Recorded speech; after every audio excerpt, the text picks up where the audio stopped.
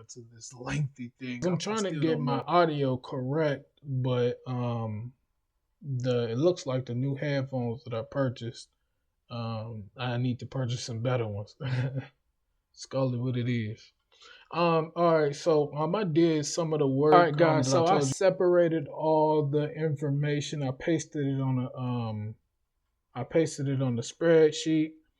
I copied every single property from that website we had. It looks like we took it down because yeah, we've been doing a lot. But I copied everything on the web sheet from that website he gave us. I got every single property. Every single property. We ran it through ChatGPT. We ran it through Gemini. What we decided was we were going to hand do it. So before we get to this, so we took everything. We took every single thing. Well, not everything, but every single thing and removed it. We removed everything that wasn't numbers. I'm going to tell you exactly why in a little bit. So you get it. The green side is the cash flow. Red side is the expenses. And this is not even all the expenses. We still forgetting the mortgage. We need to know how much the mortgage will be. I'll get to this in a little bit. So we got the expenses and the rent. We got the expenses and the rental income. So as you can see, going all the way down. Now I don't know. Did they two things? Whoever hand typed this information, they had to actually put it in a spreadsheet. When people are formatting it off images to actual text, some words and things get lost in text because this is a tedious task. Now, depending on if people use one of those image scanners and took the image and put it in this. ChatGPT does the same thing, but it misses a lot of the information. So you have to go back. And that's why is when you going through this information, take your time. Take your time. As you can see, you see the time right there. Also, I'm on the bike. So if you hear that chain noise, I'm on the bike. I look at this as a way to exercise and multitask. So as you can see, we got all the information. I want to show you guys how to come up with a total. Because a lot of people don't know, understand until I got used to using Excel and Google Docs and all that. So two things. You can easily add these two up. You see the price we're in the corner where it says sum. So I don't remember exactly, but there's a button up here that it helps you get that sum. If yours does not do this, if yours doesn't calculate the sum, there's a button up there. You may have to look on YouTube how to do it. Just hey, how to look for sum or how to add sum. So as you can see, if you add this up, that's what it comes up. That's what it come up to. You can do that. So if you take this whole button right here, if you press D, now it lit the whole expenses side. That's how much the expenses are. This is how much the cash flow is. So what we're going to do is put the expenses, put the income in minus the expenses. So this is how much the income is minus the expenses. Minus the expenses. So you should come up with this. Income expenses equals NOI, net operating income. So this is how much cash your property generates, including the expenses. The thing that's not on there is the mortgage. You're going to see right here. So for those who don't know me, I have tons and tons and tons and tons and tons of notes. I'm serious about this real estate stuff. I believe real estate is for everybody. It just it requires to mingle, learn. If somebody tell you, hey, you did it wrong, you did it wrong. You have to understand that everybody remembers and understands certain pieces of the puzzle. Not one person understands the whole puzzle. I don't know how the transaction coordinator do their job. I might know basics of it. It's the same thing with agents. Yes, yes, you can get a grasp of what they do, but you won't really understand what they do until you become an agent. Look, my mentor live. We'll watch that later. Right now, we doing something. We doing something. We have to watch that later. So, this my mentor. He give out free game. He has a private group. If you in the private group, well, he got 3 private groups. If you in the private group, he give you as much free game as possible. If you in the actual private group where you can call him anytime, yep, that's where you need to be.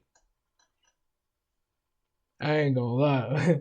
I ain't gonna lie. I be thinking he get mad at me because I hit him up. Hey man, I got this. Do. Okay, say this.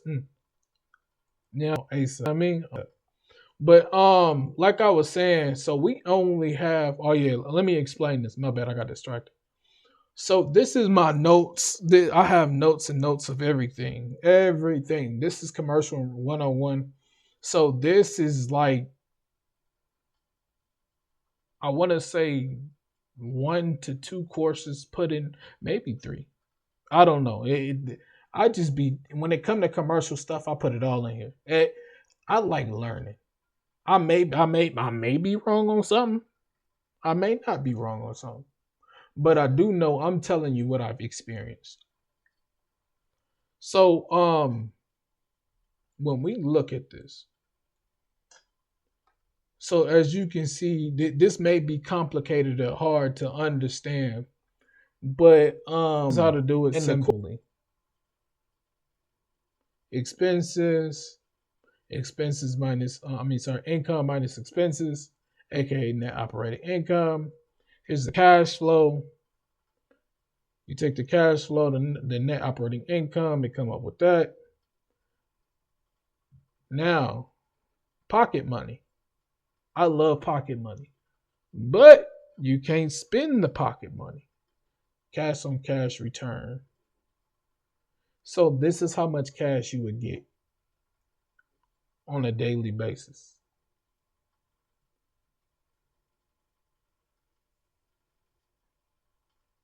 So this is how much cash you would get.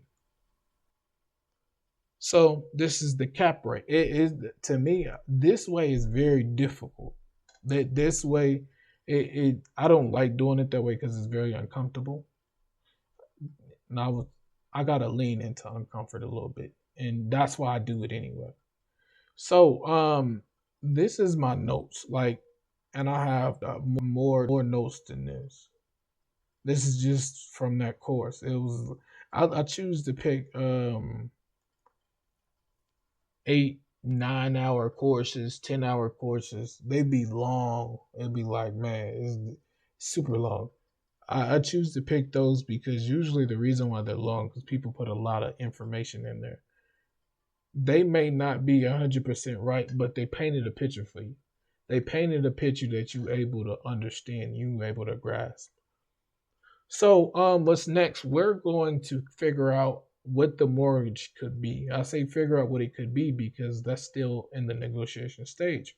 Remember, we have not structured the seller finance deal yet. We are still working on the income, but that's what we're about to do right now. We're about to start structuring the actual mortgage. That will be in the next. See my mentor. So I was just watching this video and doing this at the same time, and I was like, okay, I'm about finished. Let's look at it. So I tweaked the numbers. I'm still working on it. So this is what I came up with about 3.5. The only reason why I came up with that is because this calculator, and again, like using other calculators, I still haven't used, I still haven't used by box. But this calculator estimated that the buyer will have to come up with 3 million and some change, 3.1 to purchase this property. And as you can see, even though we're doing seller finance on this property, he would still have to come up with 3 million. You got to think about the commission, the closing fee, the assignment. This is how much I'll be making. So as you can see, the money rack up. This is what I put for the mortgage payments. Again, I'm just playing with it, just seeing what will work. Most likely that buyer's gonna want a balloon payment. Ain't nothing wrong with that. Um, as long as we can get a good balloon payment. The interest rate, I kinda wanna keep it low to see if we got a fighting chance, because these numbers, like I said, we don't know until we actually look at the profit and loss statement. So all this information that you see, it could be super wrong or close. It could be a little more than other, or it could be a little less than other, depending on how the person put it in the actual spreadsheet. So as you can see, this is what the units, we just put it all together and it came up with that. This is how much we make totally per unit minus the expenses. So right here is where it's important, where you see the purchase price, the cap rate. That's funny because the cap rate that they said was like a 7 or an 8, depending on where we purchased it. So as you can see, this is how much the buyer would make per cash flow, as is value, and then ARV value. I think that hasn't changed for the old thing. So as you can see, the purchase price cap rate is very high. The net operating income, as you can see, the debt service, the NOI, you start to see all this. So you can see what it's giving us and where we actually should purchase it at. So as you see, this is how much it makes annually. And as you can see, this is what we're purchasing for. So I may renegotiate it even lower, just based off of this information. But again, we don't know until we look at the profit and loss statements. So this is why a lot of people, they preach to get the property locked up and then look at the profit and loss statements, look at all the income, and then restructure it from that. With commercial property, you have a certain time because your money goes hard, as they call it. So you have a certain time once you're structuring deals with commercial. So you got to move quickly and you got to be on point. All right, guys, I just wanted to fill you in. So we're finishing up on this. I want to know what y'all think. So if we leave it at 4.5, right? This is the purchase price. Since this is a seller finance property, he's not gonna have to come up with the whole purchase price. He's gonna have to come up with this down payment. So the down payment that we got, I may need to tweak it a little bit just based off of what I had it for. Because in the last video, I showed you where I thought it would be. But like I said, the number is going to change back to back based off of several reasons. We still haven't got actual numbers.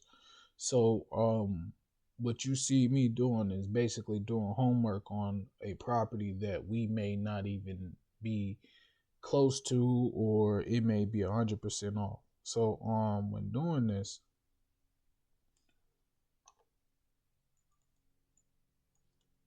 we're going to give him a 10%, even though I know he's gonna want more.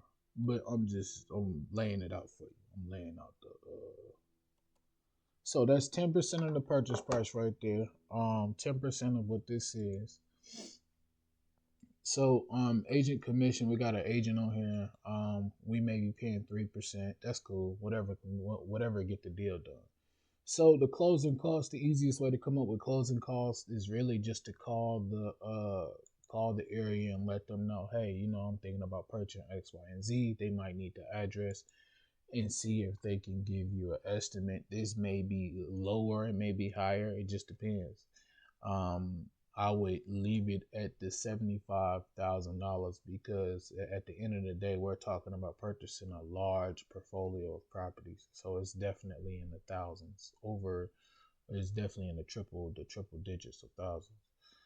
We can get that. Might be another video I might do. I don't know. This assignment fee, as you can see, I can't change it. This is exactly what they calculate with the assignment fee, so I can't change it. That's whatever they say. Whatever the calculator say. I can get. That's what it is. So using different calculators, you have different things that you can change. This specific calculator, I can't change that. So as you can see, this is the seller this is the seller finance. This is how much the seller would be financing to get in the property. This is how much he would actually be walking into the property for. So he'd be walking in it for $3 million. $3 million and some change. So knowing that, do y'all think that's fair for this whole plethora of properties? Knowing it needs a lot of work. It needs a lot of work.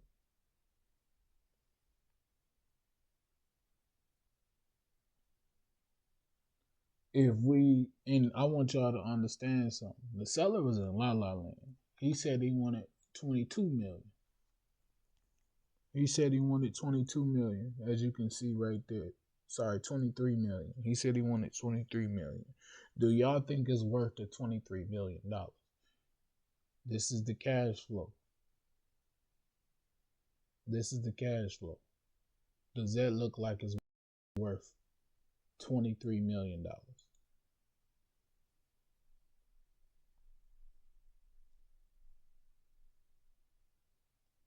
Some people might say you still overpaid. For me personally, this is just really to see where he's at. I don't expect the buyer to take this because he still have it setting up for $23 million. What I might do, and this is something I've been thinking about. What I like to do when I'm coming up with offers, the first thing I'm gonna do is I'm gonna take this and I'm gonna send it to my partner to see what he thinks, see how we can adjust the numbers going forward. Then once I send it to my partner, then I'm gonna get his opinion on what he believe or what he think the number should be, and we're gonna adjust it from there. And then after I get that, we're gonna send it to the agent and see what they think. So yeah, that's exactly what we're gonna do. We're gonna run it up. We're gonna get the numbers together. So this is exactly what we're gonna do. Actually, y'all gonna see this in real time. Y'all gonna see this in real time. It's through email. The second way is using Buybox Cartel. Using Buybox Cartel, I like it because it's a lot simpler. All you gotta do is just transfer it over, and you ain't gotta do nothing else really. Other than transfer, I take over, and the thing you meant to do is communicate with the agent, and that's it. So that's why I was like, you really don't have to do nothing because it's very simple. So this is what we're going to do. Because my man, like, it's simple too. He be like, don't overdo it. Just send it to me. Like, you don't gotta send me all the fluff. So that's why I had to keep in my head, like, you caring about all the extra stuff. We're gonna shrink that down in a little bit. Like I said, we was gonna come in here and do this. Shrink it down. Give them the images.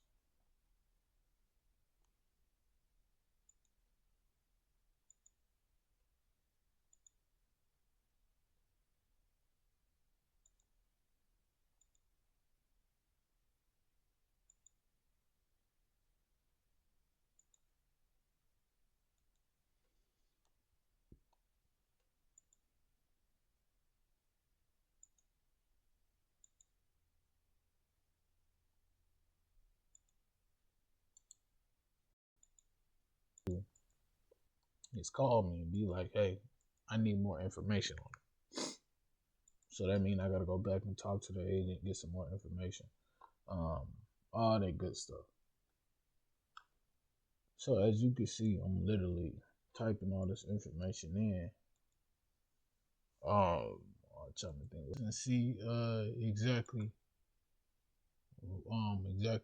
how it analyzed. I sent this to him. Hey, let me know what you think the price. Hey, let me know what you think the price should be.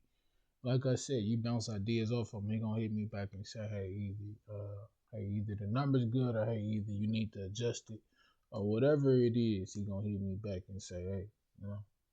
So this is why I say it's important to get you a mentor. It's real important. Get you a mentor, man. Get you a mentor. Get you a mentor, man. I'm gonna keep saying it. Get you a mentor. The quicker you get you a mentor, the faster that process gonna be for you. So we got my mentor to analyze this property. He did a quick analyzation. He didn't really go deep until with the actual property. You're going to see you're going to see what he says. Like I had said, I don't think it's worth this $23 million. Based off of the condition of half of the properties, where it's close to it's not that close to the actual market. Well, it's not that close to the metro market, so that makes it a little bit more difficult. Let's listen to what he said. Run the content. Golly, Tyrone. Oh, it's on. Oh man, yeah. Oh my God, yeah. Yeah. See, is that 52,000? That must be 52,000 a month. What state is this? Um, yeah, Lamont. This one here, we. Not that I'm scared. I'm afraid of the number, but it's listed number one, and um, it's they're asking 23 million. Been on the market 45 days. That normally means, Mr. Lamont, is they're asking too much. It's being advertised to the world. Crex is the world, not just the United States. People all over the world looking at that because it's a commercial package. I guess it's houses. It's it's a multi-family in here too. But I'm not afraid of the number. I just know it's not a deal or whatever. We can go on a site like this all day and look for stuff like this that's overpriced. Guys, he hit the nail on the he hit the nail on the hammer. It's not worth the 23 million. Why was I looking at this? I was looking at this as an actual portfolio, the house hack. Like I said, I'm not trying to wholesale it completely. But if an opportunity presented itself, it would definitely be looked at as a wholesale. And he stated the first thing I always tell you in most of these videos, I look at the days on market. How long has it been on the market? It's definitely been shopped, and as you can see, it's not worth this 23 million. I calculated it around four, maybe 4.5. And also I want to remind you, we haven't even looked at the actual P&Ls. These is the information that the owner gave to us, and we're like, hey, this is how much we believe it could be. So as you can see, it's not worth the $23 million. How I look at it, is gonna continue to sit there until this owner gets out of la la land, or a strategic investor that comes up and good at negotiations and want to go negotiate, go price for price, and but yeah, that's the problem with this property. I wanted to show you guys like what he has said and how he felt about it. And as you can see, you're going to come across a lot of properties on market and off market that are evenly high priced or has a bunch of problems. And as you can see, this particular property is high priced and it has problems, and the owner wants the maximum he can get for it. And as you can see, this is why it's still sitting here. And this is why I always say a lot of homeowners, no disrespect to the agents, but a lot of homeowners and agents, I don't know what it is, but they be in la la land, because the investor is not about to spend this amount of money unless he using some type of government loan to purchase the whole thing, and then that's getting in the woods. But we're getting in the weeds about that. But long story short, as you can see, it's not worth the $23 million. I could post this on the Discord just to see what a couple other people might say, but in reality, at the end of the day, it's not worth our time. And we're just going to stop it right there. Thank you guys. Have a nice day. I just wanted to show you this great content.